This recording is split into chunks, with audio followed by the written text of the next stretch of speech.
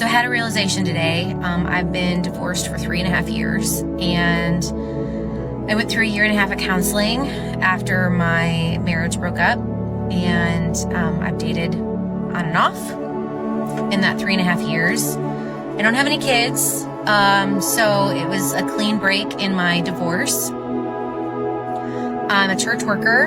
I'm a strong Christian, and I try to live by Christian values when dating. I'm also a woman of the real world and understand, when dating, what it's like to date out in the real world. And it is so hard.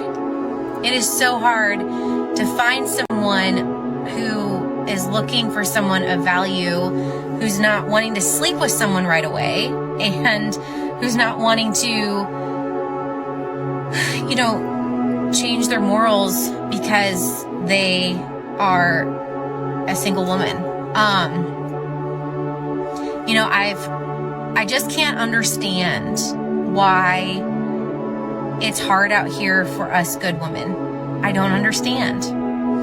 I'm looking for a good man. It's not like I'm out here, looking to change people or anything like that. It's, I've done the work on myself. Last year I went through a huge weight loss journey, and a guy that I dated last month, I went out with him twice, and both times he was like, "You don't look like your photos. Your photos look like you were a lot thinner than what you were in person." Like, what?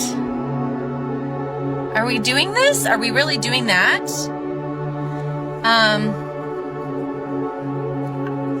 I don't know why this is hard. I went out for the girlfriend tonight, and we were talking about okay, well, what is it that I need to work on? Because obviously there's something wrong with me because I'm not able to figure out how to be in a healthy, good relationship. And she was like, "Emily, what's wrong with you? I don't understand why you think it's you. Why you always have to change you." And I'm like, I'm the common denominator, right? I'm the one who's not been able to date someone and be in a relationship. And she's like, "What if it's not the right time?" And I was like, "Well, why would God wait this long?" I'm 38. It's not like this has been an easy journey for me of being pregnant. I had 3 miscarriages in my first marriage. My time clock is ticking. I've been in youth ministry for 16 years working with teenagers. I'd love to be a mom. Why is this hard? She's like, "What if it's not you? What if it's just not the right time?" And that's really hard to accept because I'd like to fix something. I'm a fixer. If I can fix it. Do I need to lose some more weight? Do I need to be on a different dating app? Do I need to change something about me? And I hate that answer, that maybe it's not the right time, but maybe it's not the right time. That's really hard to kind of accept. It's really hard. And where are all the good men? Why aren't you looking for good women who are ready to be in a relationship and not sleep around? What are you doing? Where are you? The journey is hard. She was actually onto something with the problem being with her. But her friends strayed her off that path onto the modern woman path, where women can do no wrong and all the problems are with men. It's honestly pathetic. I do sympathize with this woman because she did try to make a marriage work, as a devout Christian wouldn't get a divorce for no reason. Plus, the 3 miscarriages can't have been easy to deal with. But her friend is very much in the wrong for doing this to her, making her feel like it's not the right time. It's always the right time to improve yourself and become a better person. And trust me, the men will come. My advice to her is to keep thinking about it for herself and not let one of her friends delude her into thinking that she's perfect and doesn't need to work on herself. But also to get off those dating apps. They're full of chads and people who don't want relationships. She also needs to realize that she isn't as young as she was, so she needs to get a move on, as the wall is coming for her, hard and fast. So a bit of context for the next clip. This woman recently divorced her husband, thinking that she could do better, but is now finding it hard to live her day-to-day life, and her friends are starting to distance themselves from her. Hear that phrase that people are seasonal? It's true. And it happens with romantic relationships. It happens with friendships. Then you know you can tell when something's coming to an end. That's happening with me right now with a friendship.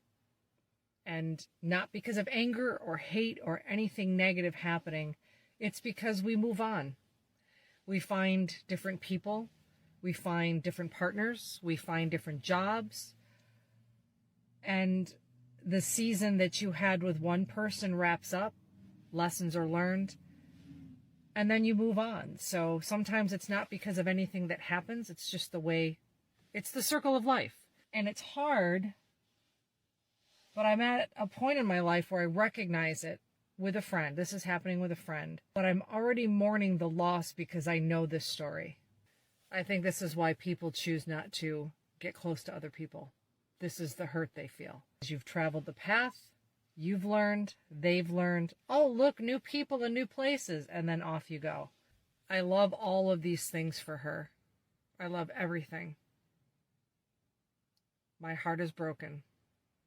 Because if you're not aware of it, you feel disposed of and not worthy and not important. And that's how I felt at first. And I still do. But I also know this is how it works. And boy, I forget about the feeling and then I have it again. And then you got to go through it again. It's a whole big thing. People are not seasonal.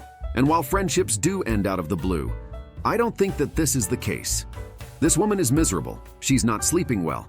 She's a mess since she left her husband. So her friend would definitely want to distance herself from this woman, as she doesn't want to be brought down with her. Any normal person would distance themselves from a sad mess like this woman. She has hit the wall a lot harder than a lot of women I've seen.